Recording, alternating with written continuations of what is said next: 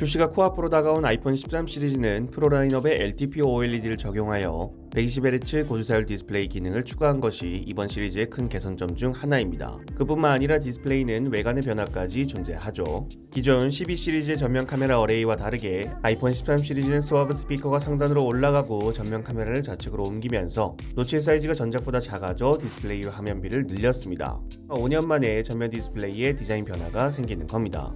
하지만 그렇게 큰 메이저 업데이트는 아니고 마이너 업데이트입니다. 슬슬 UDC를 채택한 스마트폰이 출시되고 있는데 아직까지 노치를 유지하고 있는 건 큰 아쉬움이 생기죠. 물론 페이스 아이디를 위한 여러 센서들을 밖으로 노출하기 위함임은 알지만 그렇다 하더라도 노치는 너무나도 큰 디스플레이의 방해 요소입니다. 그런데 노치에 대해서 실망감을 가진 아이폰 사용자들에게 희망적인 소식이 등장했었습니다. 올해 3월 애플 전문 애널리스트 밍치거는 보고서를 통해 언급한 내용으로 2022년에 출시되는 아이폰 14 시리즈는 노치에서 드디어 펀치홀이 채택될 것이라 밝혔습니다.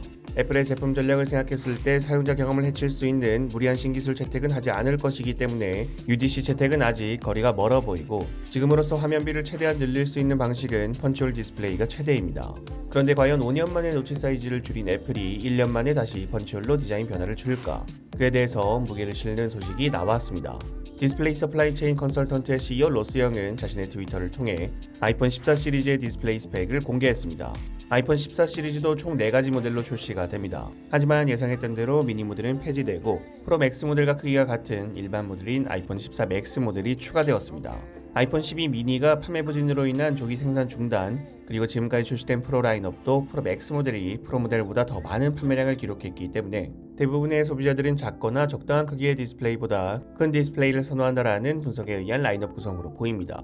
디스플레이 크기 변화는 거의 없습니다. 6.06인치 2532 1170 해상도 460ppi 아이폰 14, 아이폰 14 프로 6.68인치 2778 1284 해상도 458ppi 아이폰 14 맥스, 아이폰 14 프로 맥스입니다. 120Hz 고주사율 프로모션 디스플레이는 2022년에도 프로 라인업만 적용될 가능성이 높아 보입니다. 아이폰 14, 아이폰 14 맥스는 LTPS TFT 적용으로 60Hz 고정 주사율을 사용하나 아이폰 14 프로, 아이폰 14 프로 맥스 모델은 LTPO TFT가 적용되어 1에서 120Hz 가변 주사율을 사용합니다. 아이폰 13에서 생기는 변경점이 아이폰 14까지 이어지는 겁니다. 그리고 가장 중요한 부분, 펀치홀 디스플레이에 대한 부분으로 펀치홀 디스플레이로 끝나누기를 할 가능성도 있어 보입니다. 로스 영은 프로 라인업 한정으로 페이스 아이디를 위한 센서들이 디스플레이 하단에 배치되어 펀치홀 디스플레이가 채택되고 지문인식인 터치 아이디도 추가될 것이며 일반 모델에는 펀치홀에 대한 언급 없이 페이스 아이디와 터치 아이디에 대해서만 언급되어 있습니다. 그렇다는 것은 프로 라인업은 펀치홀을 적용하고 일반 라인업은 노치를 그대로 유지한다는 겁니다. 지금까지 LCD로 인한 베젤 차이 외에는 따로 디자인에서 차이를 두지 않았던 애플이기 때문에 과연 이런 것으로 끝나누기를 할까 의문은 드는데 일단 이번 스펙시트에서는 프로에만 펀치홀이 적용된다고 합니다. 이 테스트 시제품이 아이폰 14에 적용되는 펀치홀로 테스트를 진행 중인 듀얼 펀치홀이라고 합니다. 이 사진은 디스플레이의 정방향이 아니라 뒤집은 뒷부분을 찍은 사진이라고 합니다. 그렇다면 이 사진에선 좌측, 우리가 사용하는 방향에선 우측의 전면 카메라, 사진에선 우측, 사용 방향에선 좌측의 페이스 아이디 시스템이 뚫려 있겠죠. 페이스 아이디 센서의 노출을 위해서 구멍을 뚫었다는 건 아직까진 디스플레이 하단에 숨기지 못한다는 의미입니다. 확실히 화면비는 노치에 비해서 엄청나게 늘어나긴 하지만 홀이 서로 떨어져 있다는 것에서 디자인 호불호는 많이 갈릴 수도 있겠네요. 다만 테스트 시제품이기 때문에 실제 디자인이 이렇게 될진 모릅니다. 터치 아이디가 전 라인업에 추가되는 것은 너무나도 좋은 소식이네요.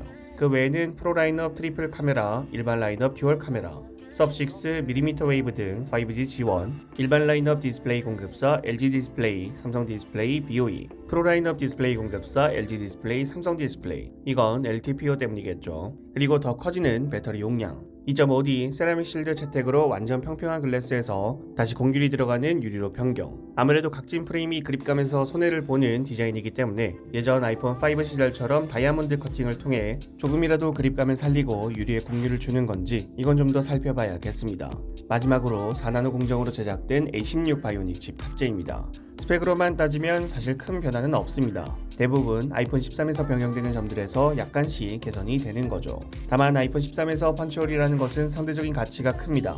4년이나 이 거대한 M자 탈모를 유지하다가 이제 조금 줄었는데 그게 구멍으로 바뀐다. 의미가 크죠.